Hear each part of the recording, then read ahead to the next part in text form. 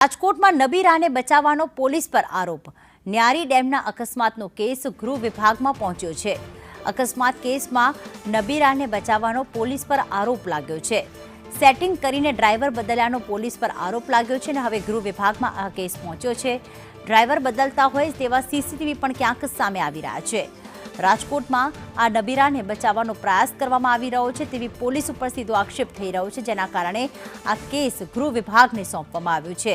Police દ્વારા setting કરીને અને ડ્રાઈવર બદલવામાં આવ્યો હતો તેવા સીસીટીવી ફૂટેજ દેખાઈ રહ્યા છે, જેના કારણે ક્યાંક પોલીસની કામગીરી ઉપર સવાલ ઉઠી રહ્યા છે। એટલે કે જે ખરેખર જેણે કાર ચાલકે જેણે અકસ્માત કર્યો હતો તેમાં જે ડ્રાઇવિંગ સીટ પર બેઠેલો વ્યક્તિ હતો તેને હટાવીને બીજો ડ્રાઈવર બદલવામાં આવ્યો અને જેના જ કારણે તેના પરનો આરોપ છૂટી ગયો છે। મયુર સરવૈયા અમારી સાથે જોડાઈ ગયા છે। મયુર, પહેલા તો એ જણાવશું કે આક્ષેપ જ્યારે કરવામાં આવ્યો છે ત્યારે શું કેસમાં સામે આવ્યું કે કોણ ડ્રાઇવિંગ સીટ પર હતું અને તેના બદલે કોને બેસાડી દેવામાં આવ્યો? પોલીસે આવું શા માટે કર્યું? શું વિગતો સામે આવી? કયા પ્રકારના આક્ષેપ થઈ રહ્યા છે? બિલકુલ પ્રીતિ, 21 માર્ચના રોજ ન્યારી ડેમ રોડ પર અકસ્માત જે છે તે થયો હતો। નેક્સોન જે કાર જે છે તેમના દ્વારા એક યુવક જે છે તેમને ફંગોળ્યો હતો અને અકસ્માતની ઘટના સામે આવી હતી। ત્યારબાદ જે અકસ્માત જેમની સામે જે સર્જાયો છે તે 18 વર્ષીય પરાગ ગોહિલ નામનો યુવક જે છે તે હાર ગંભીર છે અને તેઓ અત્યારે સિવિલ હોસ્પિટલની અંદર અત્યારે સારવાર લઈ રહ્યો છે। પરંતુ સૌથી મોટો સવાલ રાજકોટ પોલીસ ઉપર થઈ રહ્યો છે, કારણ કે રાજકોટ પોલીસ દ્વારા અકસ્માત કેસમાં નબીરાને બચાવવાનો ગંભીર આરોપ જે છે તે ફરિયાદી જે છે અને જે અકસ્માત ભોગ બનનાર બિલકુલ મયુર, આપને અટકાવવા માંગીશ। અહીંયા એ વાત સામે આવી રહી છે કે જે 18 વર્ષનો જે યુવક છે જે ગંભીર રીતે ઘાયલ છે, સારવાર લઈ રહ્યો છે, આક્ષેપ એવો કરવામાં આવી રહ્યો છે કે જે ડ્રાઇવિંગ સીટ પર બેઠેલો વ્યક્તિ હતો તે ડ્રાઈવરને હટાવીને અને બીજી રીતે ડ્રાઈવર બનાવી, એટલે કે અકસ્માત કેસમાં પ્રવીણસિંહ બચુભા જાડેજાને ખોટી રીતે ડ્રાઈવર બનાવી નબીરાઓને બચાવવાનો પોલીસ એક્શન પ્લાન ઘડી રહી છે। મયુર સરવૈયા અમારી સાથે જોડાયેલા છે, લાઈવ જોડાઈ ગયા છે। મયુર, જે આપ વિગતો આપી રહ્યા હતા કે આક્ષેપ સીધા જ કરવામાં આવી રહ્યા છે, કોના દ્વારા આક્ષેપ થયા છે, આખી ઘટનાની વિગતવાર માહિતી આપશો? બિલકુલ પ્રીતિ, ભોગ બનનાર જે પરાગ ગોહિલ છે તેમના મિત્ર જે છે તેમના દ્વારા ગૃહ વિભાગની અંદર એક અરજી દાખલ કરવામાં આવી છે અને તેમાં આક્ષેપ કરવામાં આવ્યા છે કે તાલુકા પોલીસ જે છે તેમના દ્વારા જે આરોપી જે છે તે બદલવાનો કારસો રચવામાં આવ્યો છે। એમાં પૂછ્યું કે આ ભાઈ ગાડીવાળા નેક્સોનવાળા ઉડાડીને ભાઈ ત્યાં વયા ગયા ને કોઈ એના જ્યાં 5 મિનિટ ત્યાં તડકાનો હતો કોઈ એને ઉપાડ્યો જ નહીં। પછી હું અને મારા એક હોય સ્ટાફવાળા એ મારા સ્ટાફવાળા ઉપાડ્યો, એને તેડી ગાડીમાં નાખી એને અમે લઈ ગયા સિવિલે 3-4 કલાક બિચારો હેરાન થયો। ત્યાંથી પછી અમે વોકાર્ડ લઈ આવ્યા। વોકાર્ડ અત્યારે એની સારવાર ચાલુ છે અને અત્યારે ડૉક્ટર એમ જ કહે છે કે એનો બ્રેન ડેડ થઈ ગયો છે। આ ફરિયાદી હું છું। આરોપી હજી સુધી કોણ છે કાંઈ ખબર પડી નથી। 8 દી થઈ ગયા હજી સુધી આરોપી સામે આવ્યા જ નથી। ખાલી એના જે હોય ને મીડિયેટર જે રાજેશભાઈ દવે છે, જસ્મીનભાઈ દવે, એ લોકો ખાલી ફાધર એ લોકો અંદર કોન્ટેક્ટમાં છે, એમ કહે છે કે એમનો સન છે। અમને નથી લાગતું કેમ કે આમાં બાપા હોટલવાળાનું પણ રોલ છે, કેમ કે ડ્રાઈવર બાપા હોટલવાળાના છે।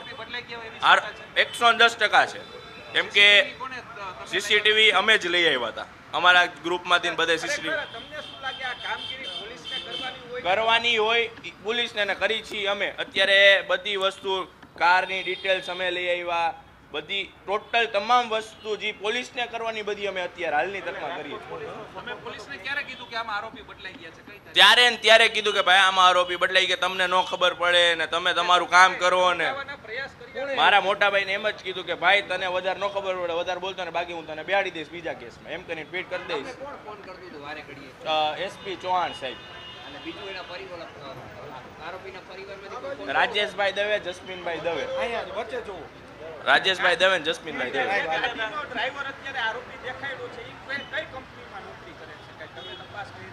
અમે ઈ બાઈજી છે ને જે આરોપી દેખાડ્યો છે એ ડ્રાઈવર છે, બચ્ચુભાઈ, એના પપ્પાનું નામ બચ્ચુભાઈ જાડેજા એવું કંઈક છે, પ્રવીણસિંહ બચ્ચુભાઈ જાડેજા એવું કંઈક નામ છે। તે ડ્રાઈવર એમ કે છે ડ્રાઈવર પણ એ ડ્રાઈવર એજન્ટ છે જે કોઈ દી 40ની સ્પીડે ન ચલાવી શકે અને ગાડી ફૂલ સ્પીડમાં આવીને પરાગને લેતી જ જાય છે।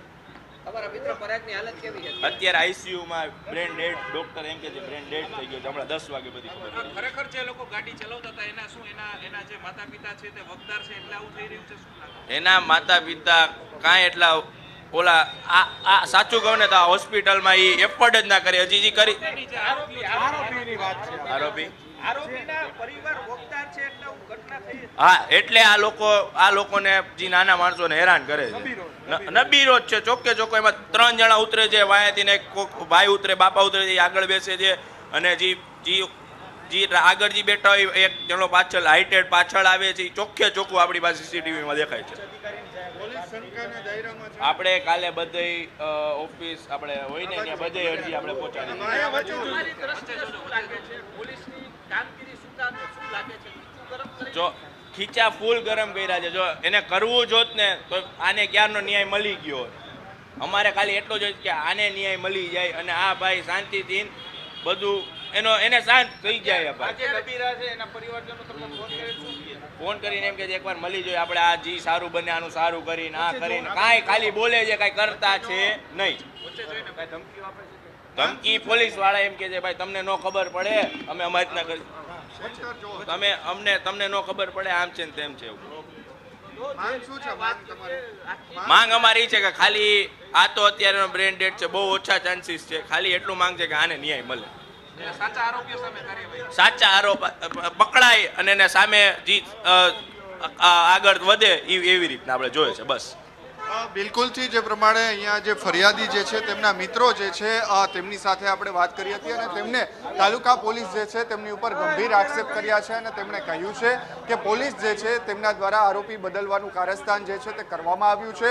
હાલ જે પરેશ ગોયલ નામનો જે યુવક છે અકસ્માતનો ભોગ બન્યો છે, તેમનું બ્રેન ડેડ થયું હોવાનું પણ તેમના મિત્રો જે છે તે જણાવી રહ્યા છે. સાચા આરોપી જે છે તેમની સામે પોલીસ કાર્યવાહી કરી નથી રહી અને સીસીટીવી જે સામે આવ્યા છે તેમની અંદર પણ સ્પષ્ટ દેખાઈ રહ્યું છે કે અકસ્માત બન્યા બાદ આરોપી જે છે તે કેવી રીતે બદલવામાં આવી રહ્યા છે અને તેમની સામે કાર્યવાહી કરવામાં અત્યારે માંગ કરવામાં આવી રહી છે. મયુર, એક પ્રશ્ન એ પૂછવો છે કે જે ખોટા આરોપીને જેની સામે જે કેસ દાખલ કરવામાં આવ્યો છે તે શું અત્યારે પોલીસના સકંજામાં છે ખરી? પોલીસ એની પૂછપરછ કરી રહી છે જેને ખોટો આરોપી બતાવવામાં આવ્યો છે, એના મિત્ર કહી રહ્યા છે.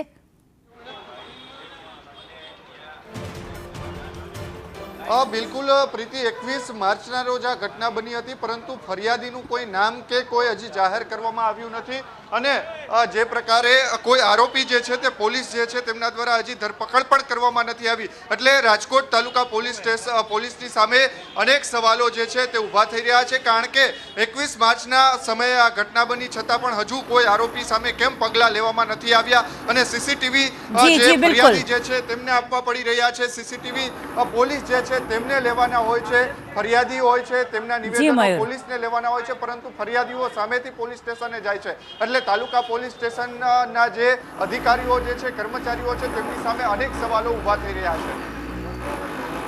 આભાર મયુર તમામ વિગતો માટે.